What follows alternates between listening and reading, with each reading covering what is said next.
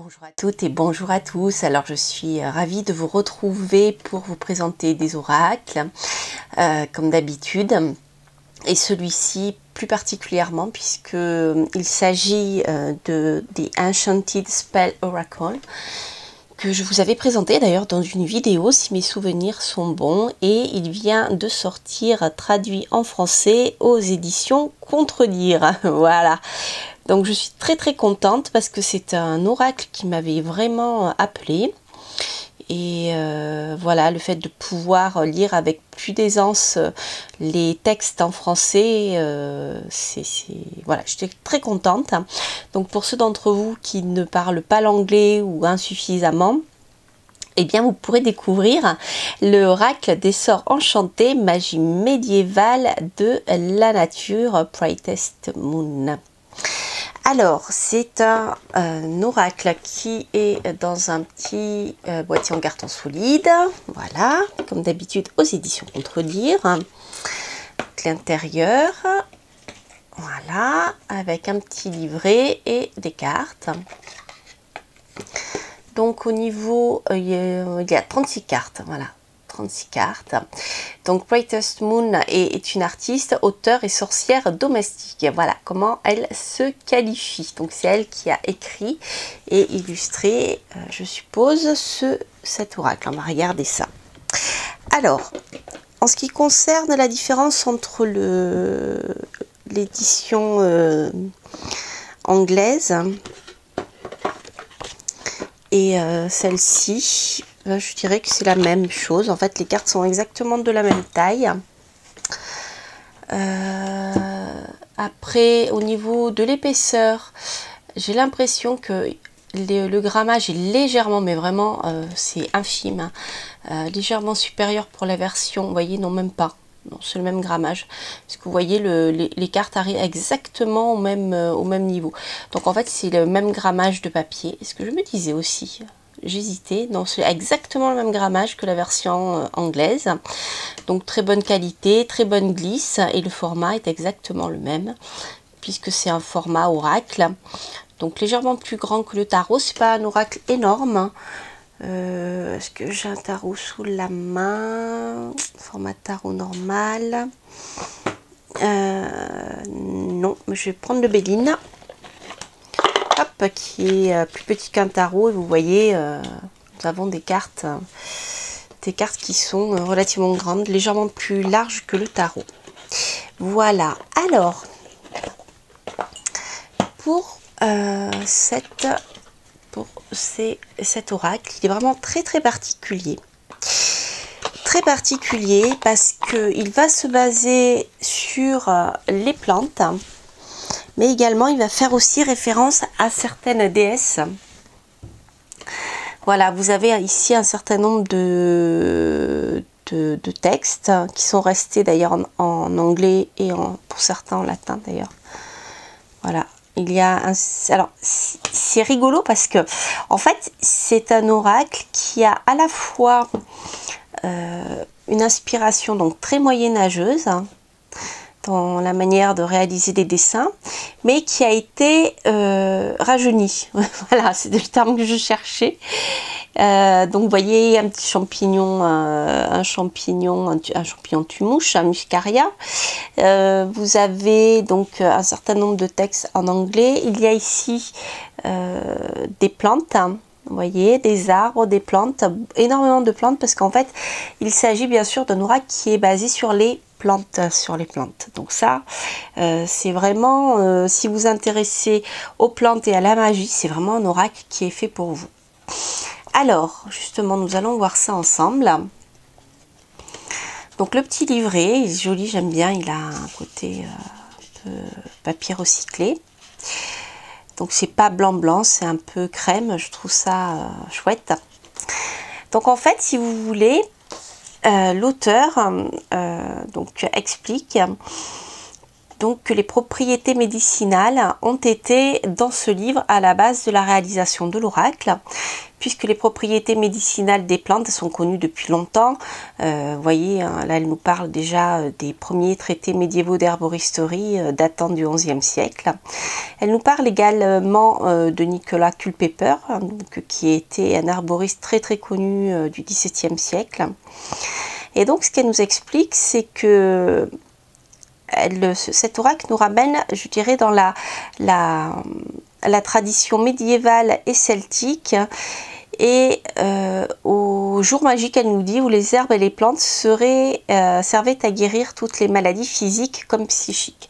Donc ici, l'approche des plantes est vraiment, remonte vraiment à l'utilisation des plantes dans ce livre, remonte vraiment à l'origine, puisque les plantes ont toujours soigné les hommes depuis la nuit des temps. Même maintenant, on a chimiquement synthétisé je dirais, les substances qui soignent, mais voilà, les plantes en elles-mêmes suffisent à guérir lorsqu'on sait très bien les utiliser. Voilà, là pour ça il faut être herboriste, hein, et médecin. Donc en fait ici elle va nous parler des plantes sur un plan principalement divinatoire, mais pas que, puisqu'elle va aborder également le domaine magique.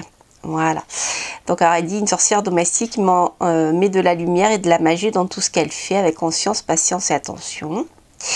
Elle n'a nul besoin de rituels sophistiqués, d'objets insolites sur son autel, d'ingrédients extraordinaires. Elle utilise plutôt les plantes pour réaliser ses sorts et ses préparations, observe la ronde des saisons à travers les solstices et les équinoxes. Donc pour ceux qui connaissent le terme magie verte dont on entend parler actuellement, en fait, la magie est naturellement naturelle et naturellement verte, puisque elle utilise les éléments de la nature, notamment les simples. Voilà. Donc ici, c'est ce que nous allons trouver. Alors, elle nous parle également du zodiaque celtique et des 13 signes du zodiaque celtique et des 13 prêtresses qui y sont associées. D'accord. Donc ça donne envie de faire des recherches, je trouve. Alors, bon, pas plus de détails que ça par rapport au zodiaque celtique. Mais c'est intéressant, elle fait bien la différence entre la magie, le terme magie qui est la manipulation des énergies, et le terme magie illusionnisme qui n'est pas la même chose. Ensuite, donc elle va dans ce livre nous parler bien sûr de chaque plante, de son histoire, de son utilisation, et bien sûr de la partie prédictive. Voilà. Donc il y a la bénédiction de l'oracle. Elle nous explique tout ça. Les différents tirages de cartes, en général, elle le fait en ayant coupé de taille et en choisissant les cartes sur le tas de droite. Alors, elle nous explique comment purifier notre espace avant d'entamer une divination. Donc, c'est vrai que en général, moi, je le fais aussi, pas tout le temps, hein, mais ça dépend en fait de ce que je veux savoir. Mais la partie purification de l'espace avant d'entreprendre un travail de divination, surtout lorsque vous voulez rentrer en contact avec des défunts, ou voilà. Voilà, quand vous pouvez, c'est bien. Si vous sentez, voilà. Donc elle vous donne un certain nombre de moyens pour le faire, notamment la visualisation de la bulle de lumière blanche. Voilà, donc je vous laisserai lire tout ça. Alors, pour chaque carte, vous avez donc le terme qui se trouve ici sur la carte. Voilà, en bas, vous avez le mot-clé majeur. Donc, on commence par ici l'abondance avec les mots-clés qui correspondent. Donc, richesse, argent, gain, qui est rattaché à la cannelle. D'accord. Alors, elle explique sur le plan historique la cannelle quand elle était utilisée, le symbolisme de la carte. Ensuite, la partie divination. Voilà, quand apparaît la prêtresse de l'abondance, c'est qu'il est temps de commencer à concevoir de nouveaux moyens. Donc nous sommes dans la carte 1 en fait, pour pouvoir produire les richesses de notre vie. Donc, vous avez toute la partie divinatoire. Ensuite, il y a un petit rituel, donc comme elle le disait dans son introduction, en fait c'est un rituel qui est très simple. Vous voyez, par exemple, tirer l'argent grâce à la cannelle quand vous avez des problèmes financiers. Eh bien, utilisez les propriétés magiques de la cannelle pour créer de la richesse. Cet astucieux sortilège est adapté du fantastique ouvrage d'Aidan McCoy, Wicca, An Irish Pagan Tradition. Alors ici, vous avez le petit rituel, je vais vous le lire pour celui-ci. Un soir de nouvelle lune, coupez une grosse pomme de terre crue en deux et videz chaque moitié avec une petite cuillère, puis placez-y une bonne quantité de cannelle vraie en bâton ou en poudre. Refermez la pomme de terre à l'aide d'un cure-dent, puis plantez-la sous une jeune plante aromatique à la pousse rapide comme le romarin ou le basilic.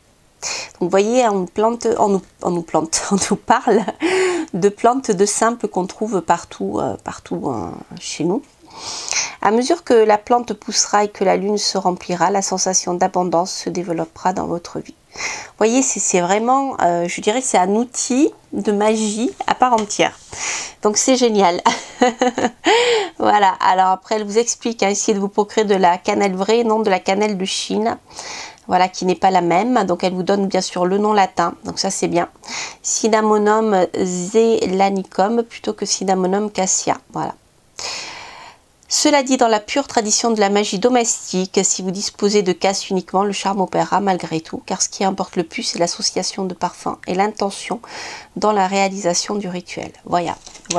Donc pour ceux et celles qui ont l'habitude de pratiquer la magie, eh bien, c'est un oracle qui va vous, qui va vous emmener dans des univers peut-être moins connus. Et surtout qui va vous faire découvrir énormément de plantes. Voilà, et vous allez apprendre toute l'histoire, enfin, peut-être pas toute l'histoire, mais une partie de l'histoire intéressante de ces plantes. Donc dans ce petit livret, je dirais que c'est un petit livret petit mais costaud, comme je dis souvent, et extrêmement riche en sens. Voilà, et en informations surtout. Donc là, nous avons 1, 2, 3, donc le tirage à une carte, le tirage à 3 cartes traditionnelles, passé, présent et futur. Et ensuite le tirage en croissant de lune, qui me semble très intéressant. Je pense que je vais vous proposer un tirage avec cette technique-là. Voilà, donc ça c'était pour le petit livret qui est de la taille en fait, de la taille des cartes. Voilà, donc tout ça rentre dans le coffret. Donc c'est un petit coffret qu'on peut amener partout et qui était très pratique.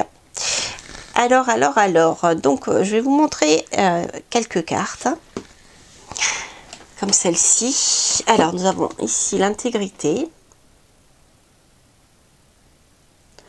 Alors, l'intégrité, apparemment, nous avons le hou. Vous voyez, nous avons pas mal de choses.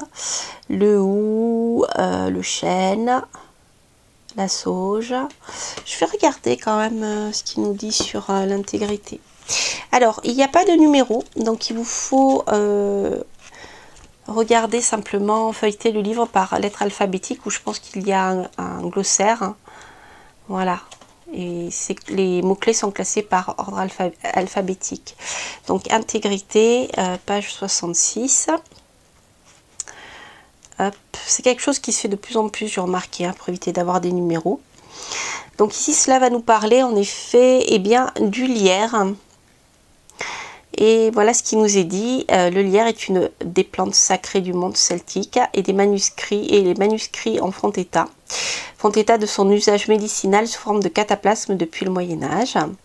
Étant une espèce à feuilles persistantes, donc de Saturne, hein, je vous rappelle pour ceux qui suivent mes émissions en astrologie, le lierre est réputé, je vais y arriver, à attirer la croissance, la compréhension et le renouveau.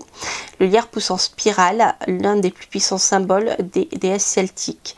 À l'époque médiévale, on l'utilise comme tonique de troubles digestifs. Donc on a le symbolisme de la carte, la divination. Alors par exemple la divination, l'apparition de la carte de l'intégrité attire votre attention sur votre honneur et vos principes moraux, vous vous en doutez. Vous seul savez dans votre cœur si vous agissez avec les meilleures intentions possibles, etc. etc. Le sort ensuite, et voilà. Donc vous voyez, il est vraiment très bien fait, je trouve, ce petit ouvrage. Donc je vais vous en montrer quelques-unes et puis ensuite je vous proposerai un tirage. Bonheur, vous voyez, c'est clair, hein, il y a pas mal de petits champignons. Je pense que c'est associé à l'oranger, l'énergie,